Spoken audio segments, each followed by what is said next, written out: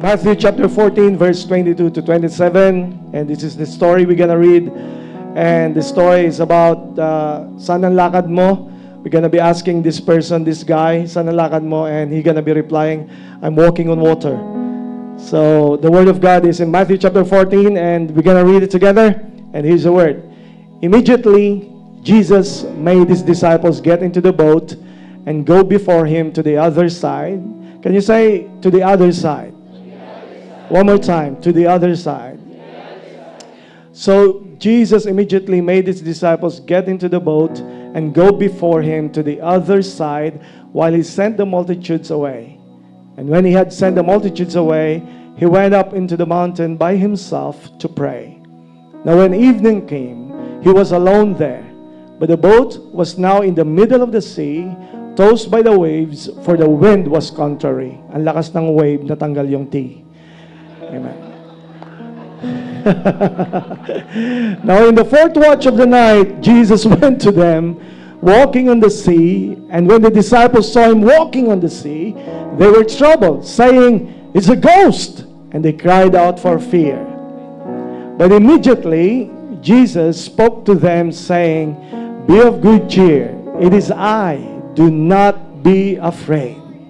And Peter answered him and said, Lord, if it is you, command me to come to you on the water. So he said, come. And when Peter had come down out of the boat, he walked on the water to go to Jesus. But when he saw that the wind was boisterous, he was afraid, and beginning to sink, he cried out, saying, Lord, save me. And immediately Jesus stretched out his hand and caught him and said to him, O you of little faith, why did you doubt? And when they got into the boat, the wind ceased, and then those who were in the boat came and worshiped him, saying, truly you are the Son of God. I want to take note, this happened after a miracle where Jesus fed thousands of people, and that's the feeding of the thousands from 5 loaves and 2 fishes. Remember that miracle? So after that, this happened. And you got to take note, those words he said, and immediately Jesus told his disciples to go on the other side. On the other side. It means the next thing, the next trip. So today I'm going to be speaking to you on the subject. We're going to be walking together to your next level. I'm going to be preaching on the subject, the walk towards your next level. Father, bless in Jesus' name, amen and amen. Amen. Take your seat and get ready for the word. The walk towards your next level. Isn't that amazing yung testimony na dinig natin kanina? Amen. That's amazing. How God is just elevating people to their next level. Amen. You're not crying. The mother is crying. The father is crying. But isn't that amazing how God is blessing people and leading people toward the next level? Is there any of you praying that you are now going to the next level of your life? Amen. Is there someone here thankful, or maybe you're yearning that you are actually going now to the next level, or the next step, or the next trip of your life? And if you don't feel it, this is what I'm going to say to you. I pray in the name of Jesus that whether you feel it or not, I just feel that all the people in this house, you're already going to the next level of your life. If you don't believe it, can I prophesy it before you that you are now entering into the season where you are going to the other side.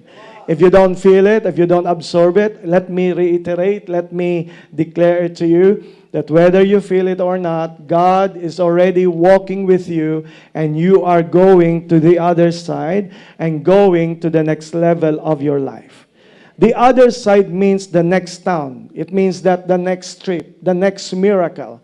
But we're going to pause for a while and understand this transition time in the middle of that trip. And let us understand how God walked with us when He is ushering us to the next level of our life. I'm thankful to the Lord that there's next level of life. Is there someone here thankful that God is not just settled of what you have right now? Na hindi lang si Lord settled na whatever you have or whatever miracle that you already experienced, that God is settling there. Can I just declare to you that God has a bigger plan for you? God has a better plan for you. And that plan is on the other side. That plan is on the other end of the river or the other end of the sea. And the thing is today, I just want to declare to you, I want to prophesy over you. I want to declare over every family here in the house that God has a next level for you. God has on the other side of you. And so therefore, we're gonna be walking with Jesus at alamin natin kung paano ba nilalakad tayo pag God is opening to us a next level of our life. Amen? So here's the thing that we need to understand. First of all, sabi niya, God is leading, Jesus is leading them to the other side. Now, you're gonna to take note, the first word, dapat hindi natin yun ma-miss. So what we're gonna do when God is walking us to a next level? So before we gonna, what's the first word? The first word is immediately. Okay? Before that, let me tell you what's the meaning of the other side. At that point, they are in a certain city. They already finished the miracle. Katatapos lang ni Jesus mag-perform ng miraculous work of feeding the 1,000, right? So, you may be wondering, ano kaya yung tinutukoy ni God at the other side of the sea? Okay. So, here's the thing that you need to understand. The other side, ang pupuntahan nila next, is called the town or the city of Gennesaret. Right? Follow me.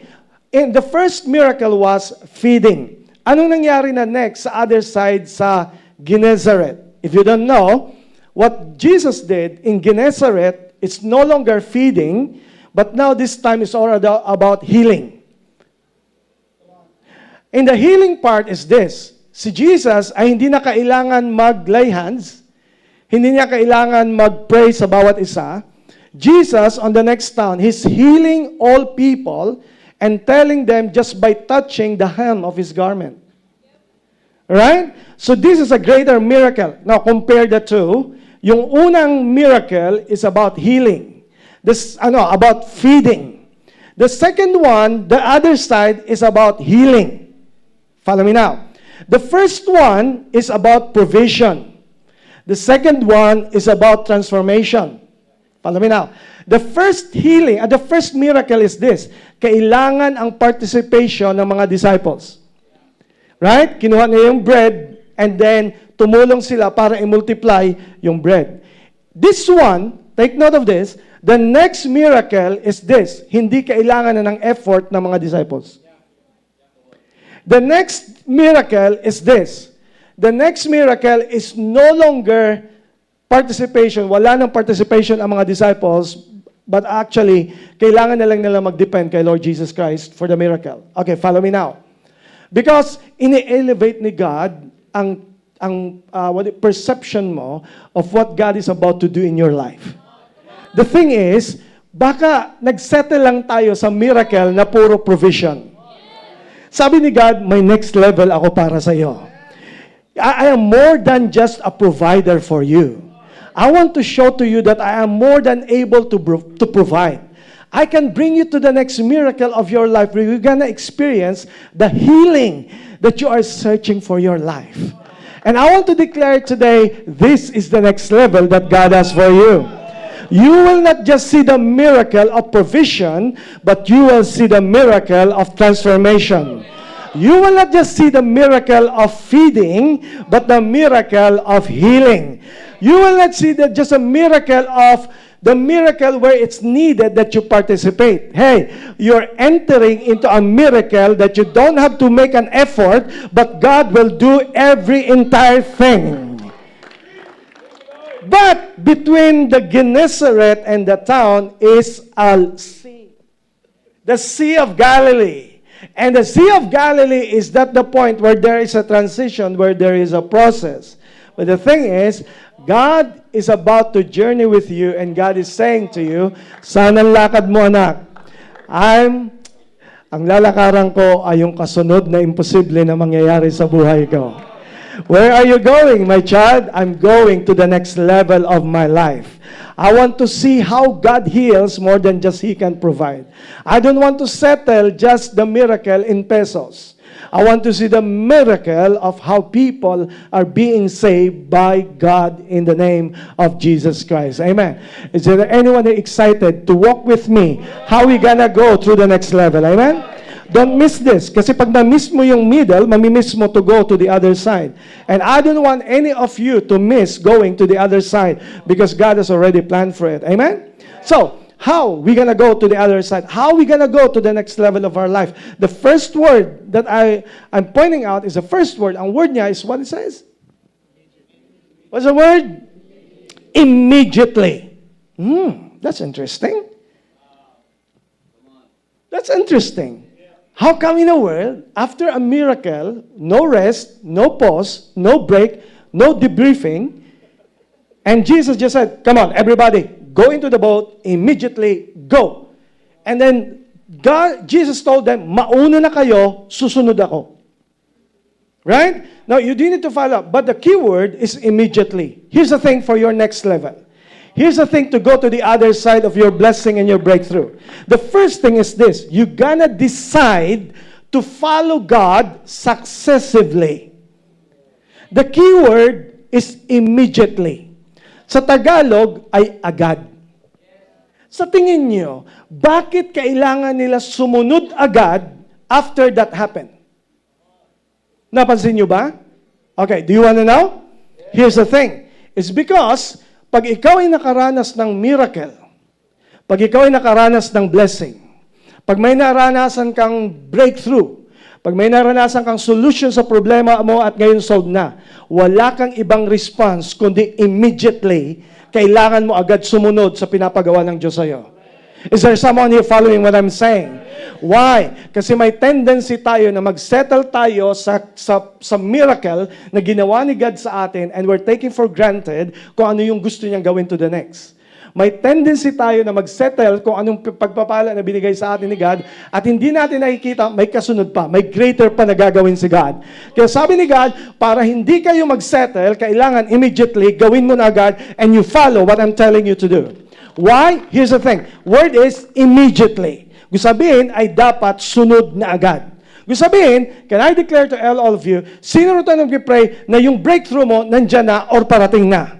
So here's my point. The point is, bago pa dumating or kung yun ay dumating, dapat may kasunod ka na at sasabihin mo na agad, sumunod ka kay God, ano man pinapagawa niya in Jesus' name. Amen? So you're gonna follow God immediately. Why? Kasi ang kalaban na number one ng mga anak ng Diyos ay hindi opposition, kundi procrastination. Ang worst enemy ng mga Christian ay hindi discouragement, kundi delay. Ang problema ng maraming Christian ay hindi lack, kundi late.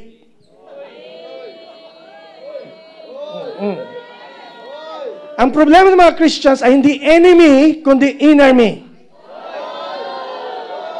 Ang problema ng marami is that, God, kasabi ni God, come on, wag mo nang patagalin. Here's the thing, the more you delay your decision, the more you delay yung pinapagawa sa iyo ni God, bakit niya pinapamadali? Bakit niya sinasabi, come on, immediately, larga na kayo. Bakit? Here's the thing, you follow me now, because you don't have to miss this. Here's the thing, because ang umaandar pa sa iyo ay faith. Faith. You have seen the miracle, how Jesus provided for thousands of people. But you agree with me na tayong mga tao, may tendency tayo na after a miracle, we try to reason out the miracle. We try to explain everything as if everything is explainable because whatever that is explainable ay nare-reduce mo sa capacity ng tao at hindi sa capacity ng Diyos. Kaya can I give you a tip? Pag may pinapagawa sa'yo si God, gawin mo na agad immediately. Why? Kasi the more mo pinapatagal, ang reason will be overtaking your faith. Dati, wala kang pakialam, kahit anong rason, gagawin mo lahat ng pinapagawa sa'yo ng Diyos.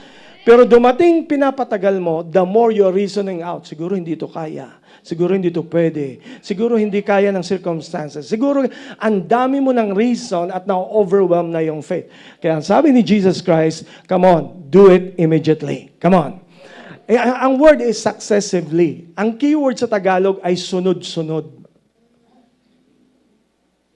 Ang ganda pakinggan kasi hinihingi ng Diyos sa atin yung pagsunod. Ang pagsunod dapat sunod-sunod. Yung mga Spanish ata dito, hindi nakakaintindi ng sinasabi ko, amen. Nag-gets yun. Ang sabi ni God sa pagsunod, ang pagsunod dapat sunod-sunod. Hindi yung sunod ngayon, ang kasunod, wala na. Di ba? No? Lalo na ang mga Christians, may tendency, pag ngayon nasa crisis, sumusunod. Pag pinagpala na ni Lord, anong sunod-sunod? Wala na. And the thing is, sa susunod na, come on. We're playing with words here. Ang amazing is, pagdating sa pagsunod sa Diyos, ang sasabihin mo, sa kasunod na lang. Pagdating sa pag-obey kay God, palagi nating pinopospone yung pagsunod kay God. Palagi nating ina-undergo sa reasons natin. Kaya sabi ni God, kilala ko na kayo. Kilalang kilala ko kayo. So dapat pag kayo binibless, bigyan ko kayo ng tip. Pag natangkamtan ninyo yung blessing na binibigay sa iyo ni God, kailangan ang pagsunod ay sunod-sunod. Alam niyo kung bakit? Kasi alam niyo nangyari kay Peter, right? Right? Fast forward. Ano nangyari kay Peter? Nalunod. Lumubog. Find this word. Kasi pag hindi ka sumunod,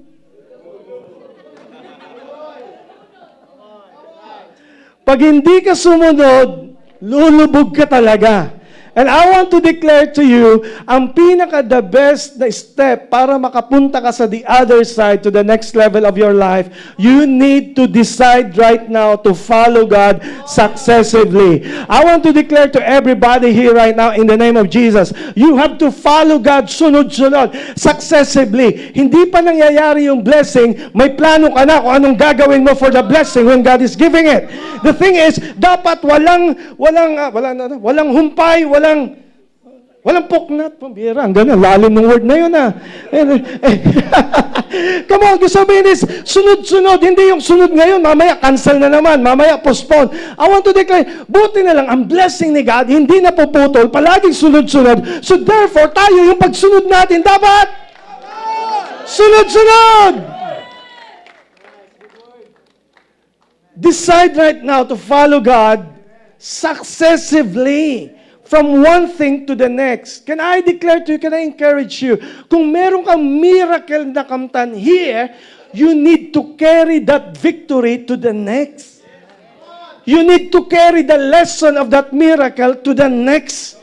You need to bring that feeling, that excitement, that heart to the next. And what God is saying is, anak, mauna na kayo, but carry those miracle things that I have blessed you, so that when you go to the next, you are piling up the miracles that God is giving it to you. At wag mo nang patagalin. The more pinapatagal ang desisyon sa pagsunod sa Diyos, the more nagkakaroon ng puwang ang kaaway para ikaw ay dayain. And here's the thing that we need to understand. If you read the Bible, the reason why pinadali na ni Jesus na sila yung pumunta sa the other side, kasi sabi sa Word of God, their hearts has been hardened. Kung minsan di ko yun magets. I'm studying this thing. How in a world na nakita mo pa lang yung 5,000 miraculous provision and then nag-harden ang puso nila?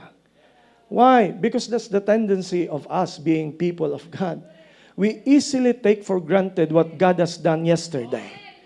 Ang bilis natin makalimot sa miracle na pinagkaloob sa atin ni God. And sabi ni God, para wag nang matagal, immediately, you follow God now. Gawin mo na yung pinapagawa ni God sa iyo. Amen? So if you want to go, if you want to walk to the next level of your life, number one is, decide to follow God successively. Kasi ang dapat mo i-deal sa process ay delay. Hindi delay niya, delay mo. Amen? Now, second thing is this. So they went, pumunta sila sa dagat. Sabi ni Jesus, mauna na kayo, ako magpipray. Right? So nauna sila sa dagat, and you know what happened? So the verse says, and now, but the boat was now in the middle of the sea, tossed by the waves, for the wind was contrary.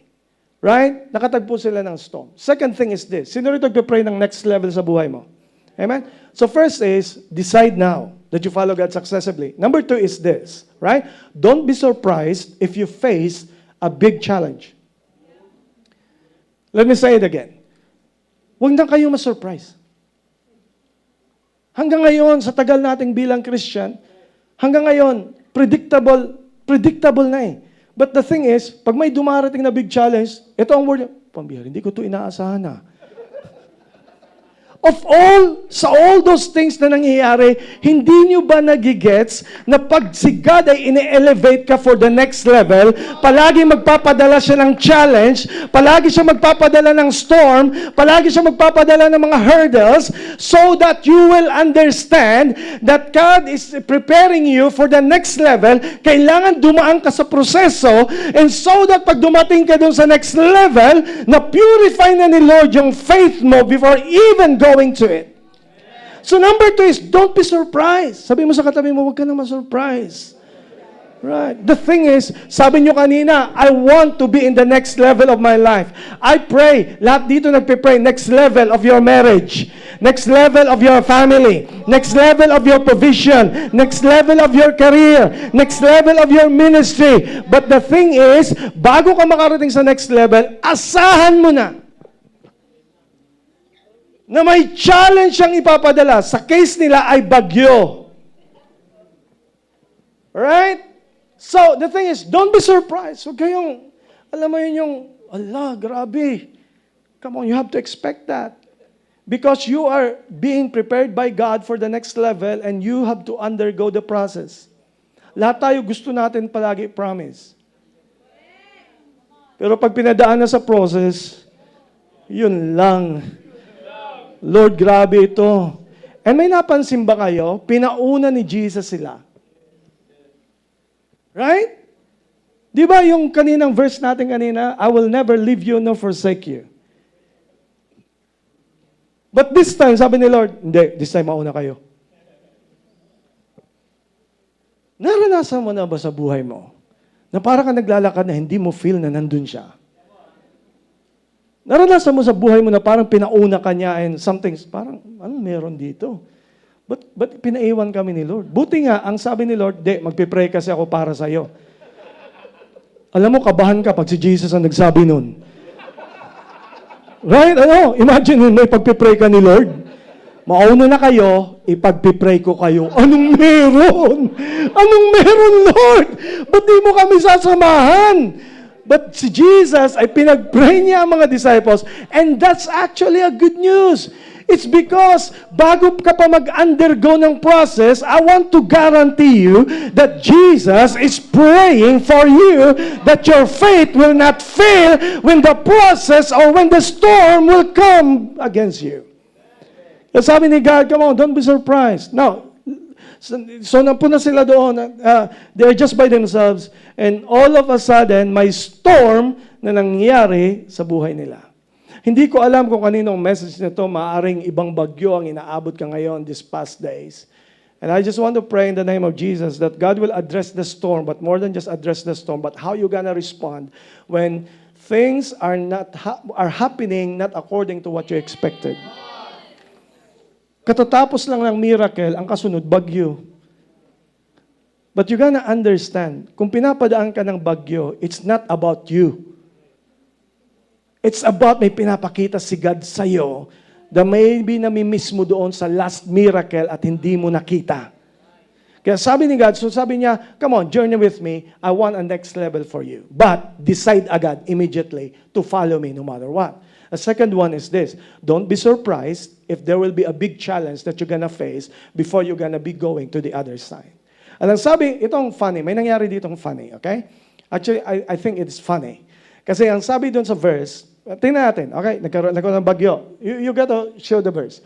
Ang sabi ng verse is that, and when the disciples saw him walking on the sea, when the disciples saw him walking on the sea, they were troubled, saying, come on. Ang sabi, they're troubled and they got scared because of, ang sabi nila, it's a ghost. Napatigil ako sandali. Akala ko Pilipino lang ang naniniwala sa multo. Ngayon ko lang na-discover ng paniniwala pala sa multo ay worldwide. Na kahit doon pala, kahit sila, and you follow, so I research, bakit sila nakaisip na may multo? So gusto sabihin, common sa kanila yung paniniwala na may multo. Oh, follow me now. So I researched and I found out that indeed, that fear is valid and legit kasi sa Mediterranean, there's a Mediterranean superstitious belief, pati Jewish belief, na in the Sea of Galilee, may bumababa daw na being at tinutrouble yung dagat, kahit mga fishermen ay takot, kasi all of a sudden, kahit walang announcement ng bagyo, kahit ang ganda ng panahon, bigla na lang nagkakabagyo in the middle of the sea at marami ang namamatay. At nagpapakita daw itong being na to sa Sea of Galilee.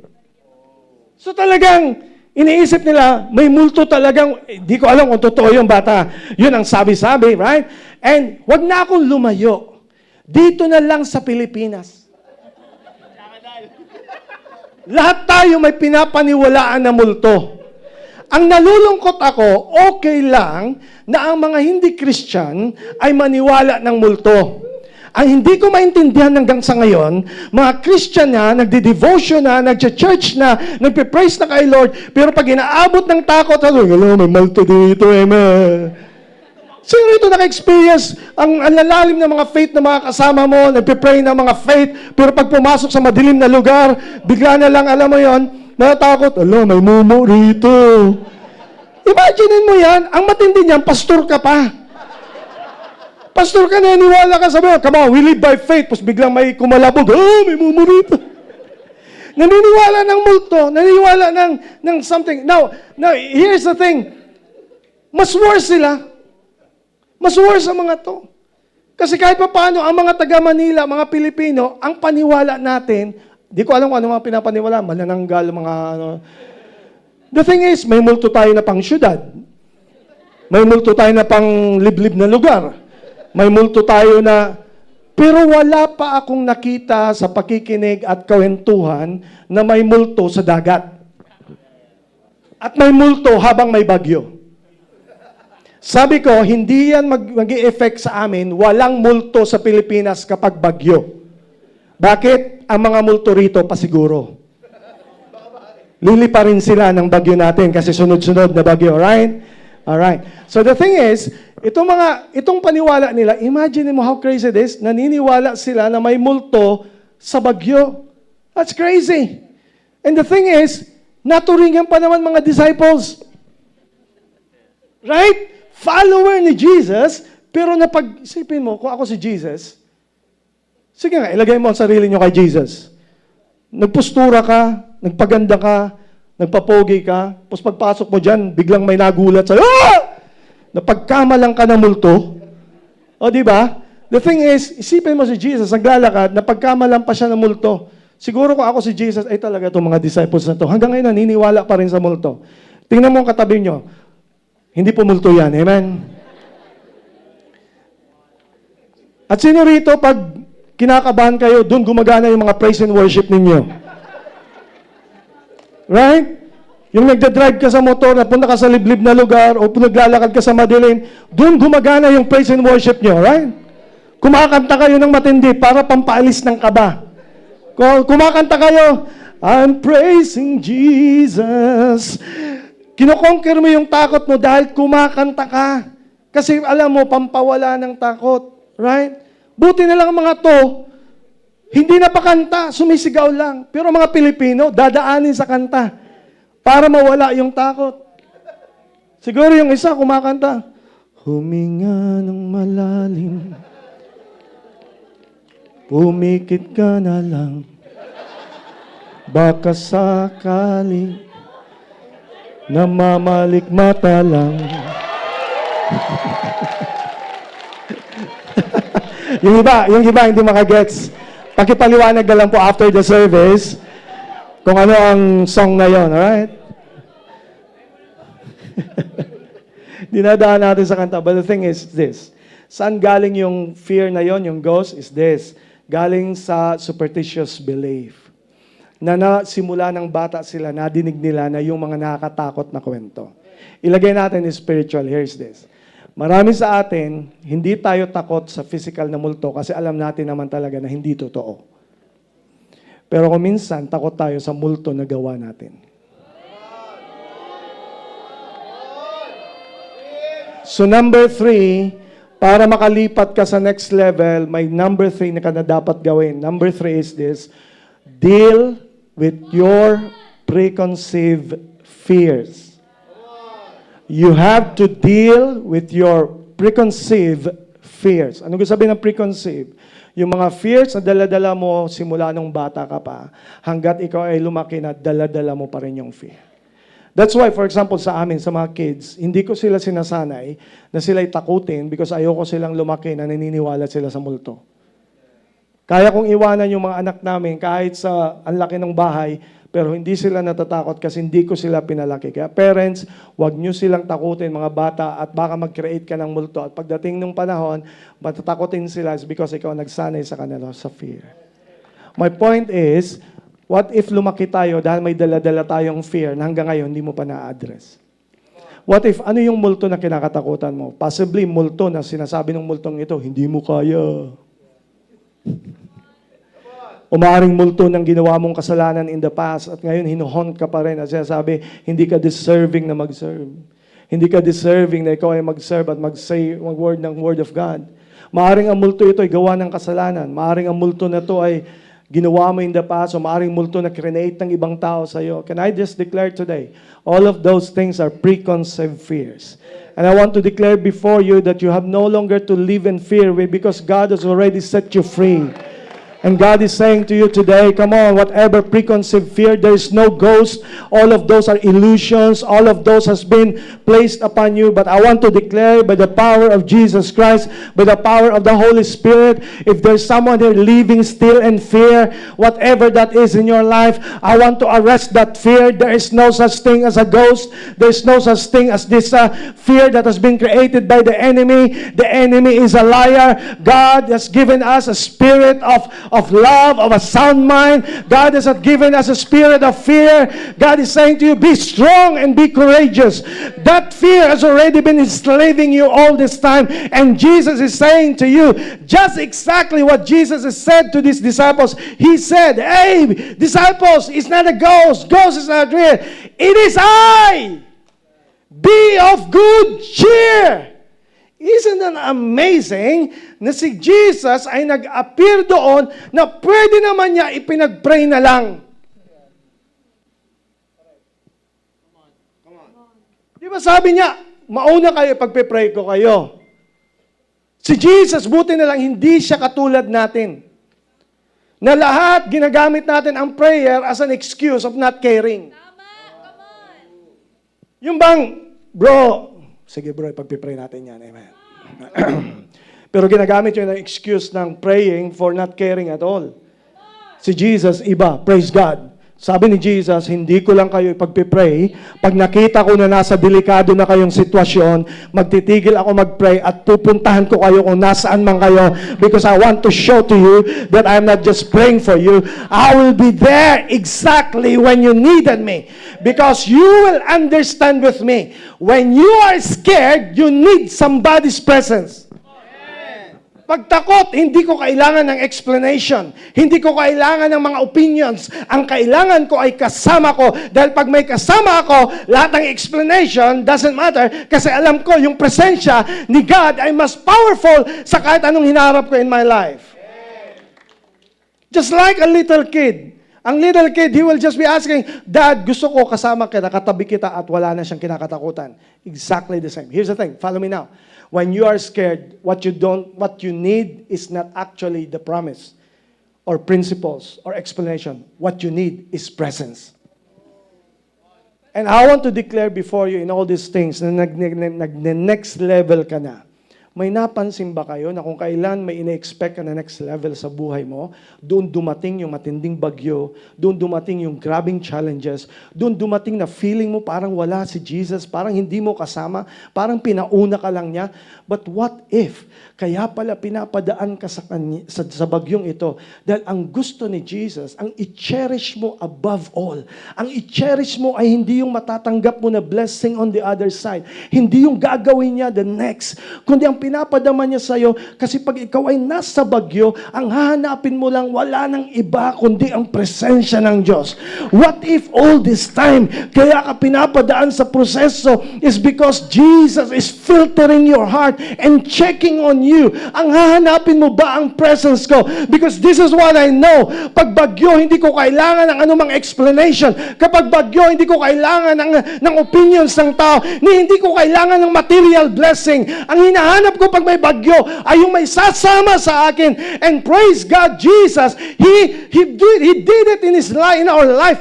And He revealed His presence to us, especially when we are in our lowest moments. At yung presence niya is all that happens.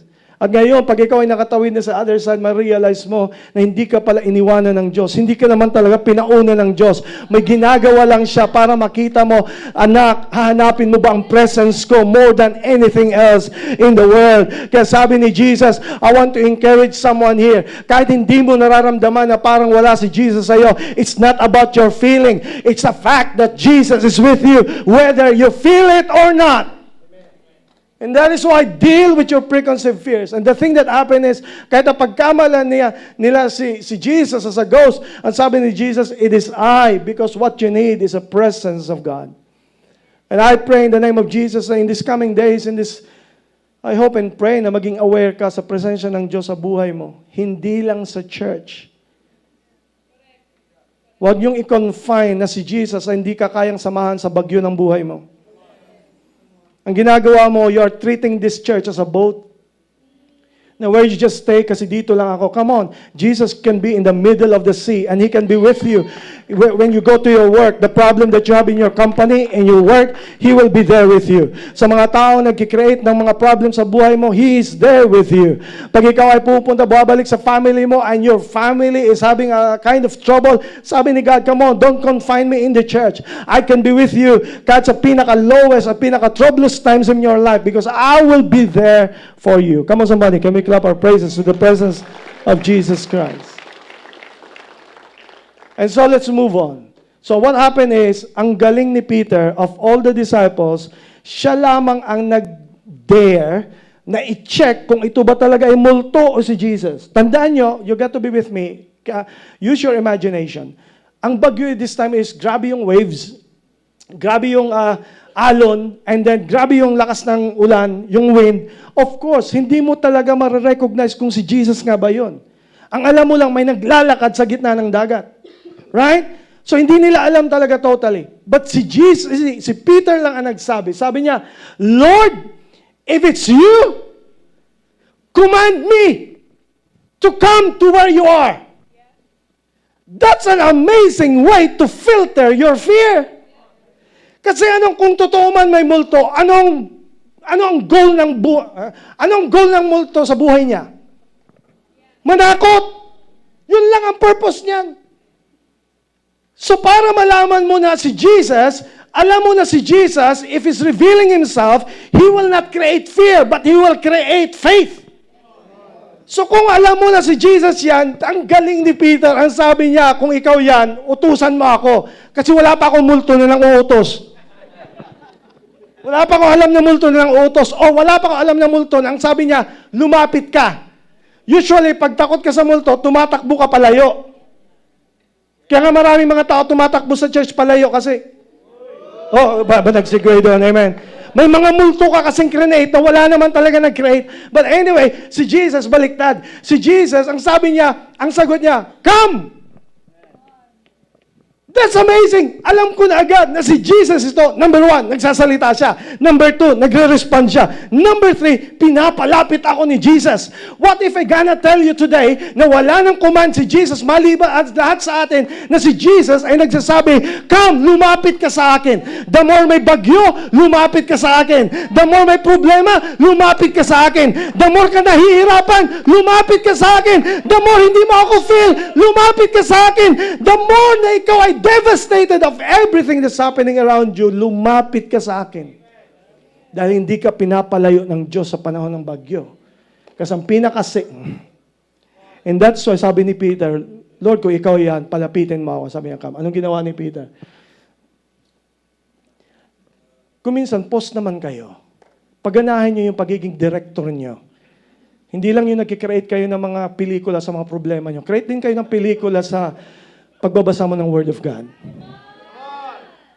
Na-imagine nyo ba gaano yung siyempre, gumagalaw ang bangka nila, right? Yung grupo hanggang ngayon takot pa rin kasi isip nila, may multo. Di ko ma-imagine paano nila ginagawa. Ang lit-lit ng bangka nila. May multo, may multo. Mamamatay tayo. Si Peter lang, wala siyang pake. Lord, kung ikaw yan, palapitin mo ako. Sabi ni Lord, come. So, just imagine si Peter, kahit naisip niyo mo paano? Wala naman sinabi si Lord na maglakad ka. Wala naman sinabi si Lord na lumipad ka. Wala naman si Lord na itatransport kita automatic. Wala naman siya sinabi. Sabi niya, lumapit ka. So kung ano yung perception ni Peter, paano siya makapunta? Sabi niya, come. So ang isip niya, kung si Lord nakalutang sa tubig, kung siya'y naglalakad sa tubig, I think yun din ang way ko para makapunta sa kanya. So, lumabas siya sa boat, and then pag-apak niya, pambira, parang semento hindi ako lumulubog. First feet pa lang yon. And then, imagine mo yung ilalagay mo lahat ng katawan mo na akala mo lulubog ka at I don't know about you, paganahan yung pagiging director niyo. Siguro pag-apak mo doon, wow! Hindi ako lumulubog! Samantalang yung the rest, nag-aaway pa rin, sumisigaw pa rin sa takot. Si Peter, na-discover niya, come on, I can walk. At naglakad siya papunta kay Jesus. And mind you, binabagyo pa rin sila. Hindi pa tumitigil ang bagyo. Imagine mo si Peter, naglalakad, ang waves ang laki, umuulan ng matindi, but still, he's walking, going to Jesus. Common sense. Kung binabagyo ka, ba't ka aalis ng bangka? Ang pinaka-safety mo ay yung bangka. Kahit tumaob, doon ka sa bangka kasi safety mo bangka. Your safety is in the boat. But si Peter, his safety, his mindset about safe have changed. His safety is no longer in the boat. His safety is already in the one that is approaching. Ladies and gentlemen, there's no other safety place in the world rather than in the will of God. If you are close to Jesus, you are safe in the presence of Jesus. That's why I pray that don't have a false understanding where your safety is. At saan sinalalay mo yung safety mo? Sa akala mo na normal na boat? Here's the thing. I want to declare to you today, ang kalaban ni Peter na binagsak niya ay yung familiarity niya bilang fisherman. Ang fisherman, alam na niya na may bagyo. Sanay na siya na may bagyo. Alam na niya itong nangyayaring ito. Pero dinefine niya yung familiarity kasi hindi ko to alam. Pero lalapit ako kay Jesus. What if dinadala ka ni Lord sa situation ng buhay mo so that finally aminin mo na wala kang alam? Kasi akala mo, porke fisherman ka na, kabisado mo ng dagat. May napansin ba kayo? Nalunod si Peter. Fisherman, di makalangoy. Paano nangyari yun? Ngayon ako nakakita ng fisherman, di marunong lumangoy. Pero anong dinidefine ni Peter is this. Alam niya kasi may bagyo na kahit fisherman, hindi kayang mabuhay sa laot pag inabot ng grabing bagyo. What if? Kaya ka pinadanas ni Lord ng grabing proseso ng bagyo so that wag ka magdepende sa abilidad mo, sa diskarte mo, sa alam mo at totally itapon mo ang sarili mo sa kayang gawin ni Kristo at hindi yung kaya mong gawin. Is there someone who's getting what I'm saying? And if you have done that in your life, na dumating ka sa point mo na inaamin mo, Lord, ikaw na to, gusto sabihin, ready ka na for the next level. Amen? So therefore, the number 4 is this. Okay? You gonna dare to do what takes faith, and it's not what's safe. Dare to do what takes faith, not what's safe. Hindi yung, ito ang inaalis ni Lord sa last miracle. Nakampante na tayo sa last miracle at ang hinahanap mo na kung saan ka convenient. Can I just declare this? Magising na tayo as a matured believers.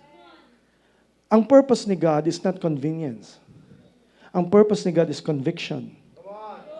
Nung hindi ka nagpe-pray na, Lord, kailan kaya ito magiging okay ang lahat? Yung sitting pretty lang ako, it will never happen.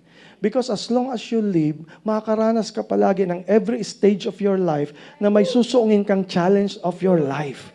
Kaya ka tinuturuan ni God so that God is telling you, come on, masanay ka na may mga times sa buhay natin na you cannot carry it all. You need me in all stages of your life. But sabi ni God, mag-dare ka, ang piliin mo, wag yung safe, wag yung boat. Ang piliin mo yung what takes faith na papunta ka sa akin. Come on, is there someone here thankful to the Lord that God is ushering you to go to the next level of your faith. And you know what happened? What happened was si Peter, is that naglakad siya, and what happened is, nung makita niya, very common story, right? So sobrang lakas ng bagyo at laki ng waves is bigla siyang lumubog. Now this is what's the number? Number 4 or 5. So the thing is, dare to do what takes faith and not what is safe. The number 5 is this. Don't be disheartened when you fail. God is not rejecting you pag ikaw ay lumubog. Si Lord, hindi niya tinapakan si Peter nung siya nakalubog. Alam mo, nalubog na, pinagalitan mo, fisherman ka pa naman. Nalunod ka pa. Hindi si Jesus ganon. Naranasan niyo ba, sa panahon na ikaw ay lumulubog, Jesus is not there to accuse you, to discourage you, to condemn you. Pag may nagko-condemn sa iyo, pag ikaw ay nagkamali, I guarantee you, hindi si Jesus yan. Ang enemy yan na gusto malubog ka at totally mawala ka. But the Jesus that I know is that when you fail, when you are sinking, Jesus will be there to rescue you immediately and pull you up so that you can walk with Him again in Jesus' name. And I pray that in this house, there is somebody here who's encountering a lot of storm in your life and you are feeling you're already sinking. Well, here's the good news. Jesus is rescuing you right now, and He will not allow that you will totally perish and you will totally be lost. Jesus will be there to rescue you. He will be there to just uplift you because He will never totally leave you alone. So don't be disheartened. Now here's the thing. Lahat tayo pa nagbabasa ng Bible na nadidinig natin itong kwento, kinikriticize natin si Peter dahil si Peter, pambihira si Peter. Naglakad pero lumubog. Bakit ba palagi nakikita natin yung tao nag-try? Ba't di natin nakita yung may mga disciples pa na natira doon? Na walang ginawa kundi mag-stay sa boat nila. Na hanggang ngayon takot na takot pa rin na may multo daw. Hindi natin kinikriticize yun. Kinikriticize natin porque si Peter ay nag-try. Can I just tell you, sumubo ka, sumabit, so what? Nag-try ka mag-church, nag-try ka mag-serve, hindi naging okay, sumabit ka, bumagsak ka, so what? Hindi ka naman lumapit para sa mga disciples, lumapit ka para kay Jesus dahil si Jesus ang alam mo na pinaglilingkuran mo. So don't be disheartened if you fail because your failure never defines you. Your failure is not the end. You're going to the next level. You're going still to the other side. But the thing is, stop criticizing those who tried. Stop criticizing those who tried and then they failed. God is for them as He is for you who's never moved. The only difference is this. Lahat sila nakatawid. Pero merong something si Peter na hindi nakuha ng the rest of the disciples. For me, I believe that's the defining that make Peter separate from the rest. After that, kung sundan nyo yung kwento, after that, miracle after miracles. And what happened is, yung dulo nito, after months lang ang pagitan, nandoon si Jesus sa Mount of Transfiguration, kausap niya si Moses at si Elijah. Kung hindi finilter ni God yung mindset na naniniwala ka sa multo, pagdating mo sa Mount Transfiguration, 3 na yung multo. Nagpakita si Elijah sa si Moses, di ba patay na yan? Nagigets yung sinasabi ko, because if you cannot deal with the ghost in the present, you will be looking a lot of ghosts in the future.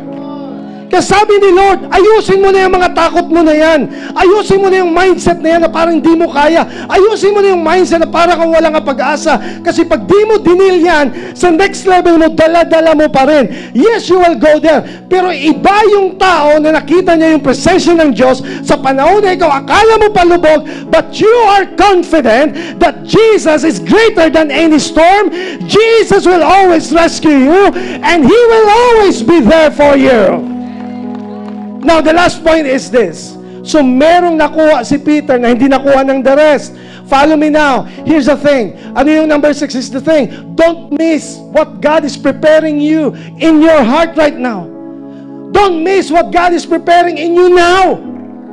Kasi may hinahanda si God para sa'yo. Para pag pumunta ka sa next level mo, na-deal mo na lahat ng mga dapat pinapadeal sa'yo, and you are ready for the next level. Now, here's the thing na na-miss natin sa story, okay? Here's the thing. Here's the thing. Lahat kayo, imagine nyo, nasa boat kayo lahat. Right? Pakita mo nga yung verse, guys. Ang simple ng verse. Okay. Kayo ang mag-direct, kayo ang mag-isip how this happened. Right. When they got into the boat, the wind ceased. So Peter walked papunta kay Jesus. Lumubog siya. Mind you, bumabagyo pa rin. Ang lakas pa rin ng alon. Ilang story high ang alon. Ang wind ay napakalakas pa rin. Grabe ang ulan. Hindi pa tumitigil ang storm. Nung pinick up ni Jesus si Peter, nung pinatayo niya ulit, nakatayo ulit sa tubig, tuloy pa rin ang storm.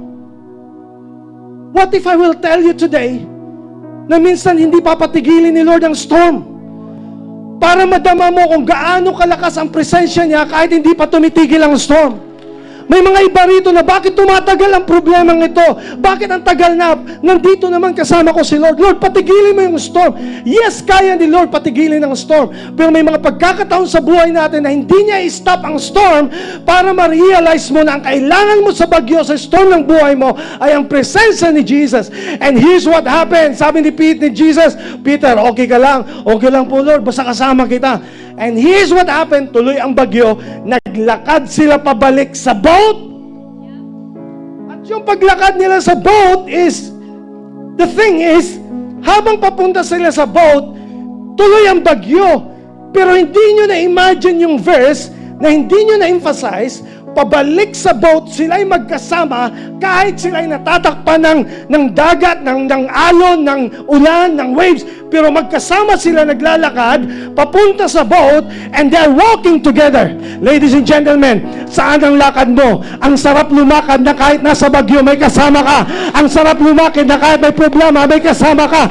Kahit pa ikaw ay binabagyo ng matindi ng mga tao, may kasama ka na hindi ka pababayaan ng Diyos. When you're going back to the boat, and when they go back to the boat, doon lang nung nakapasok. Imagine mo yung mga disciples. Yung mga disciples ay nandiyan. Jesus, kayo pala yung Lord. Peter, ba't ka kasama? Nung nakapasok sila sa boat, saka lang tumigil ang bagyo. Hindi nyo na-miss nyo yun yung kwentong yun, ano? Kasi bihira yun, ipaliwanag na, naglakad sila pabalik. At doon lang tumigil ang bagyo. I want to encourage you today. So what kung ngayong araw na to, pag uwi mo sa bahay, tuloy pa rin yung bagyo ng buhay mo? What if pagbalik mo sa opisina, ganun pa rin?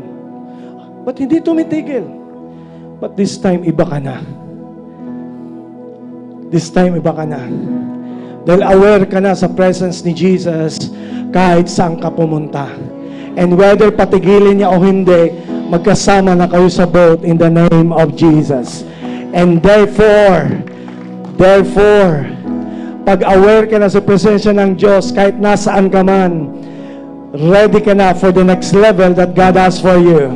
And I pray and I feel it in my heart. Marami dito ang narito ngayon sa church na babalik ka bukas, pero iba na ngayon. I don't care if the storm will not stop, but I know for sure that Jesus will never stop with me. He will always be with me. Question is, are you ready to take a step with Jesus even this process? If that's you, how about you stand up and let us just praise His Jesus. You are my inheritance. You are my strength and shield, and I have confidence. Yes. You go before me. You're my deliverer. I know I'll never walk alone. Oh. I've never been abandoned. You are my inheritance. You are my strength. You are my strength and shield, and I have confidence. You go before me. You're my deliverer. I know I'll never walk alone. Allow Jesus to speak with you, to speak to you in a very personal way. Anak, all these times, it's me. Be of good cheer. I will never lead you where you will be destroyed. I will always lead you where I will be with you. If there's someone here who's carrying a lot of stuff in your life, if you have been beaten by a challenge or a storm, and you're feeling you have been abandoned, I want to declare in Jesus' name, there are kinds of people here that God wants to address. People who have preconceived fears. I pray this is your day to totally let it go. People who has been delayed in obeying what God has told you. I pray that this will be your day. That you're going to say, finally, yes, Lord, I'm going to follow you. Or maybe there's someone here who has been feeling so disheartened because you failed. Well, guess what?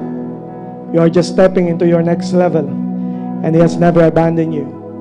But I want you to get and leave the boat. Leave your safety. Leave your mindset that where you are right now is safe. There's no other safety place than Jesus.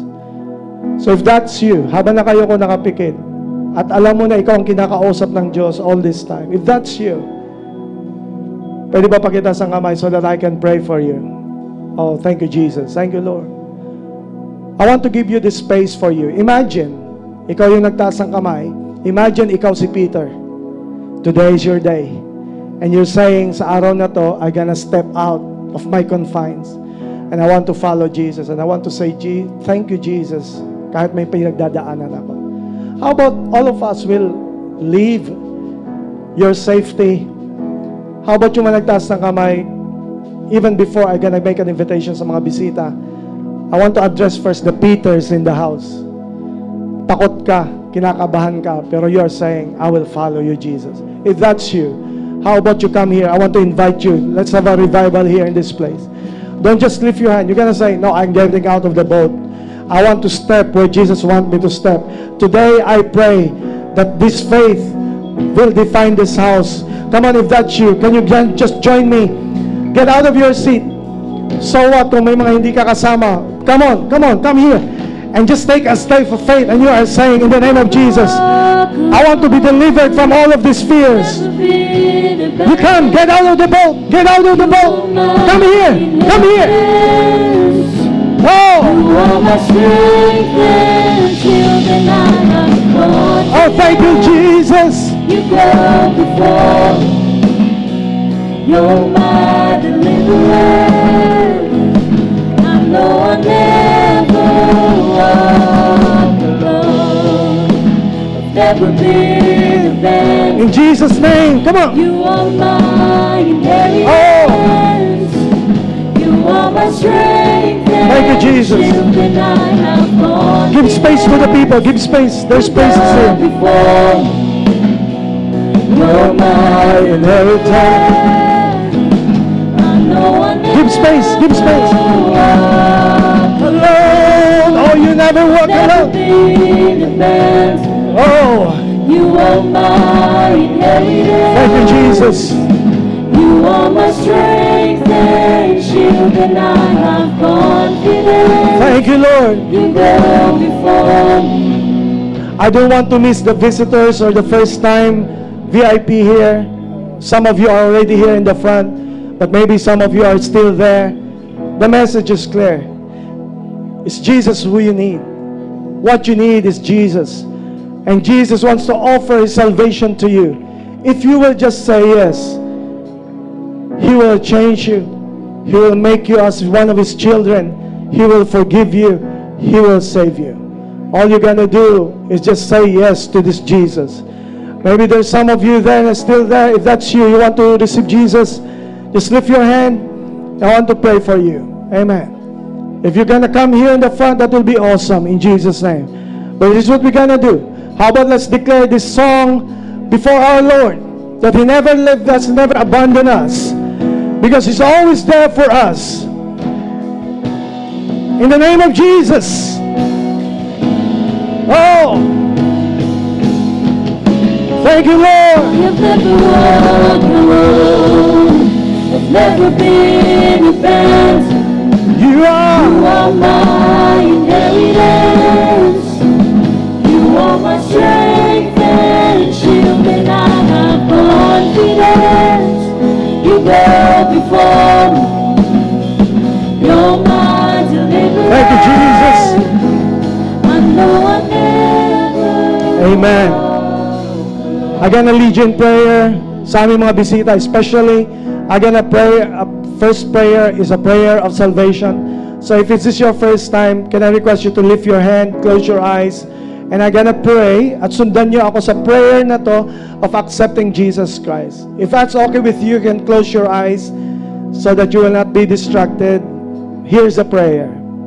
Lord Jesus, maraming salamat na kailanman hindi mo ako pinabayaan at may plano ka sa aking buhay. Sa araw na to, kayo po ang aking tagapagligtas. Ikaw ang aking Panginoon. Panginoong Diyos, sa araw na to, nagsisisi ako ng aking mga kasalanan at tinatanggap kita sa aking puso bilang aking Panginoon at tagapagligtas.